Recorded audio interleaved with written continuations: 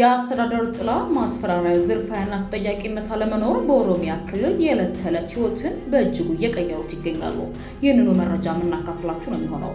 ሱዳን ውስጥ የውጭ ሀገር ተዋጊዎችን በመመልመል የሚከሰሰው የሱዳን ፈጥኖ ደራሽ ኃይል ወይም RSF አዛዥ ከቡድኑ መልቀቁን ተናገረ። ዝርዝሩን መረጃ እናካፍላችኋለን። ሀገራዊ ምክክር ኮሚሽን በትግራይ ክልል እንደ አዲስ አጀንዳ የማሰባሰብ እቅድ እንደሌለው አስታወቀ።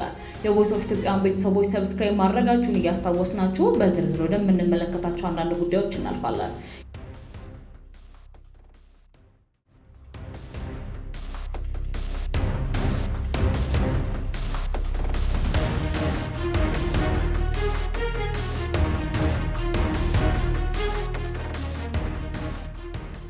የውጭ ሀገር ተዋጊዎችን በመመልመል የሚከሰሰው የሱዳኑ ፈጥኖ ደራሽ ኃይል ወይም RSF አዛዥ ከቡድኑ መለቀቁን ተናግሯል።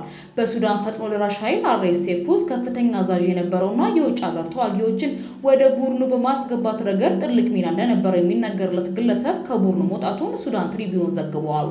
በስፋት አልሳፋና በሚባል የሚታወቀው አሊ ሪዚቅ ሰኞ ዕለት በማህበራዊ ሚዲያ በተሰራጨ ተንቀሳቃሽ ምስል ወይም ቪዲዮ ከታጣቂዎች ኃይሎች ጋር የነበረውን ግንኙነት በይፋ ማቋረጡን ገልጿል። ውሳኔውን ያስተላለፈው ከሱዳን ህዝብ ጎን ለመቆምና ለሰላምና መረጋጋት ድጋፍ ለመስጠት መሆኑንም ተናግሯል። ምንም እንኳን አልሳፋና እስካሁን የትኛውንም ወታደራዊ አካል አለመቀላቀሉን ቢገልጽም የእርሱ ከቡድኑ መልቀቅ ባለፉት 2 ወራት ውስጥ ከፈጥኖ ደራሽ ኃይሎች የወጣ ሁለተኛው ሰው አድርጎታል። ባለፈው ሚያዝያ ወር ሜጀር ጀነራል አልኑር አልቁባ በተመሳሳይ መልኩ ከቡድኑ በመልቀቅ የሱዳን ጦር መቀላቀላቸው ይታወሳል።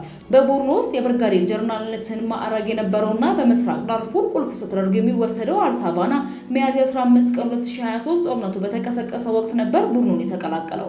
ሱዳን ትሪቢዩን እንደዘገበው ግለሰቡ የውጭ ሀገር ተዋጊዎችን በማሰባሰብና በፈጥኖ ደራሽ ኃይሎች ረድፍ ውስጥ በመልመል ረገድ ትልቅ ሚና ተጫውቷል። አልሳፋና ኃይሎቹን ከመቀላቀሉ በፊት በ2013 ከሱዳን ጦር ጋር የተቀላቀለ የታጠቀ ቡድን መሪ የነበረ ሲሆን በኋላም ከቀድሞ የሱዳን መንግስት ጋር አለመግባባት ውስጥ ገብቶ ነበር። በመጨረሻም በፈጣን ድጋፍ ኃይሎችና በሱዳን ጦር መካከል ግጭት ሲቀሰቀስ ከፈጥኖ ደራሽ ኃይሉ ጎን ተሰልፎን ቆይቷል።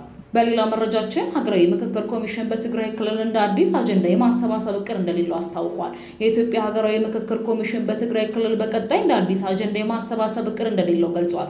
ኮሚሽኑ ከዚህ ቀደም በአዲስ አበባ ከተማ በተካሄደው አጀንዳ ማሰባሰብ በተለያዩ ምክንያቶች ካልተሳተፉ አካላት ጋር ብቻ ለዋና የምክክር ጉባኤ የሚሆን አጀንዳ የማሰባሰብ ስራውን እንደሚያከናውን ገልጿል። የኮሚሽኑ የህዝብ ግንኙነት አስተባባሪና ቃል አቀባይ አቶ ጥበበ ታደሰ ኮሚሽኑ በአዲስ አበባ የተካሄደውን የአጀንዳ ማሰባሰብ በድጋሚ ለማከናወን ያለውን እቅድ ተግባራዊ ውሳኔው የኮሚሽኑ ብቻ አለመሆኑን አስረድቷል። በክልሉ የሚንቀሳቀሱ ታጣቂዎች በምክክር ሂደቱ እንዲሳተፉ ጥረት እየተደረገ መሆኑን የገለጸው አቶ ጥበብ በተለይም ከመንግስት ጋር የሰላም ስምምነት ካደረጉ አካላት ጋር የአጀንዳ ማሰባሰብ ሂደቱ መቀጠሉን ተናግረዋል። በዚህ መሰረት በኦሮሚያና በአማራ ክልሎች የሚገኙ ታጣቂዎች የሰላም ስምምነት በማድረግ በሂደቱ እንዲሳተፉ ጥሪ እየተደረገ መሆኑን ጠቁመዋል። የቮይስ ኦፍ ኢትዮጵያን ቤተሰቦች ሰብስክራይብ ማድረጋችሁን እያስታወስናችሁ ወደ መጨረሻው ወደምንመለከተው ጉዳያችን እናልፋለን።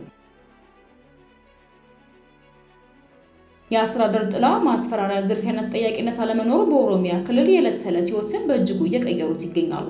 በኦሮሚያ ክልል ምዕራብ ሸዋ ዞን አምቦ ከተማ ውስጥ 120 ስለሚጠራው ቡድን እንቅስቃሴ በአዲስ ስታንዳርድና በሌሎች የማህበራዊና መደበኛ ሚዲያዎች የወጡ ተከታታይ ዘገባዎችን ተከትሎ አዲስ ስታንዳርድ በተለያዩ የኦሮሚያ ከተሞች ከሚገኙ ነዋሪዎች ጋር ባደረገው ቃለ መጠይቅ መጠነ ሰፊ የማስገደድ ንብረት የመንጠቅ እንዲሁም መደበኛ ለሆነ የህግ ማስከበር ተግባራት መኖራቸውን አረጋግጧል። ምንም እንኳን የድርጊቶቹ ዝርዝር ሁኔታ የተፈጸመባቸው ቦታዎች ቢለያዩም ነዋሪዎቹ እንደሚገልጹት ከሆነ እነዚህ ድርጊቶች ከህጋዊ ማዕቀፍ ውጭ በሚንቀሳቀሱ አካላት አማካኝነት እየተፈጸሙና የዕለት ተዕለት ህይወትን በእጅጉ እየቀየሩት ይገኛሉ። ከሻሸመኔ፣ አሰላ፣ ባቱ ወይም ዝዋይ፣ ቢሾፍቱና አምቦ የደረሱ ምስክርነቶች ተመሳሳይ የሚያደርጋቸው ባህሪዎች አላቸው። በዚህም ሲቪል የለበሱ ግለሰቦች ወይም መደበኛ ያልሆኑ ቡድኖች መኖር፣ ህገወጥ ድርጊቶችን ህጋዊ ለማስመሰል መደበኛ አሰራሮችን ወይም ሰነዶችን መጠቀም እንዲሁም ተጠያቂነትን ለማስፈን የሚያስችሉ አሰራሮች ገደቡ ውጤታማ ለመሆን ናቸው። በሻሸመኔ ሰዎችን የመሰወርና አወዛጋቢ መሬት ባለቤትነትን ዝውውር ድርጊቶች በምዕራብ አርሲ ዞን ሻሸመኔ ከተማ የሚኖሩ አንድ አባት ልጃቸው በማይታወቅ ሁኔታ መሰወሩን ገልጸዋል። ልጄ በቅርቡ ነው ያገባው። ከቤተሰብ ርስት ላይ ትንሽ መሬት ተሰጥቶት ነበረ። ከ2 ወር በኋላ ግን ጠፋ። ስላለበት የነገረን ሰው የለም ብለዋል። አክለው ልጃቸው በጠፋ በ2 ወሩ ሲቪል የለበሱ ሰዎች በሌላ ሰው ስም የተዘጋጀ የመሬት ባለቤትነት ሰነድ ይዘው መጡ። መሬቱ ከእንግዲህ የልጅ አይደለም አሉ ሲሉ አስረድተዋል። አሁን ልጃቸው ከጠፋ 5 ወራት ቢቆጠሩ ምንም አይነት መረጃ ማግኘት እንዳልቻሉ ገልጸው ያለበት ቦታ የለም፣ ግን መልስ አላገኘንም፣ መሬቱም ተወሰደ፣ ልጄም የለም ብለዋል። የከተማው የመሬት አስተዳደር ኃላፊዎች ስለ ጉዳዩ ምላሽ ለመስጠት ፈቃደኛ ሆኖም የህጋዊ አሰራር ባልተከተለ መንገድ በሚፈጸሙ የመሬት ዝርፊያዎችና የባለቤትነት ሰነድ አያያዝ ላይ ጥያቄ የሚያስነሳል። ሌላ በዚሁ ከተማ የሚኖሩና የቤት ውስጥ ቁሳቁሶችን በማከፋፈል ስራ ላይ የተሰማሩ በመካከለኛ እድሜ ላይ የሚገኙ ነጋዴ ሲቪል የለበሱ ግለሰቦች ታጅበው ወደ ኢትዮጵያ ንግድ ባንክ ቅርንጫፍ ተወስደው በግዳጅ በባንክ ሂሳባቸው ውስጥ ያለውን ገንዘብ እንዲያዘዋውሩ መደረጋቸውን ገልጸዋል።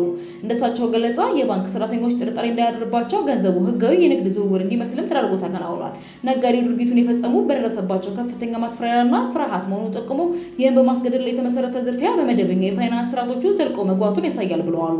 በቤተሰቦች ላይ በመዛት ዝውውሩ እንዲፈጸም አድርጓል ያሉት ተጎጂው የደረሰባቸውን ይህን ግልጽ ዘረፋ ለባንክ ባለስልጣናት እስካሁን አለማሳወቃቸውን ተናግረዋል።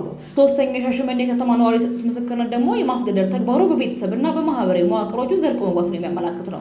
አንዲት እናት ለድራር ያደረሰች ልጃቸውን ለማያውቁ ሰው በግዳጅ እንዲድሩ ግፊት እየተደረገባቸው እንደሆነ ተናግረዋል። ባለፈው 1 ዓመት ውስጥ ማንነታቸው ባልታወቁ ግለሰቦች በየጊዜው ስልክ እየተደወለላቸው ልጃቸው ደህና እንደሆነችና ደስተኛ ህይወት እየመራች እንደሆነም እንደሚነገራቸው ገልጸዋል።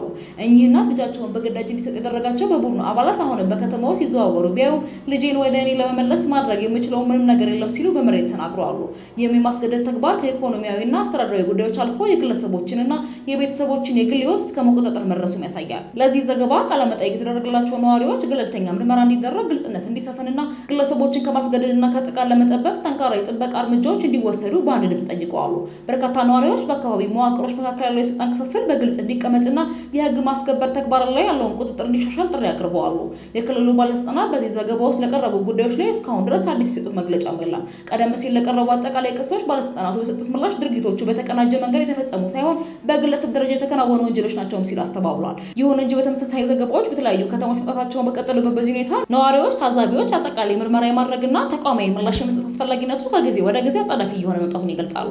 የቮይስ ኦፍ ኢትዮጵያ ቤተሰቦች እናንተስ በዚህ ጉዳይ ላይ ምን አይነት አስተያየት አላችሁ?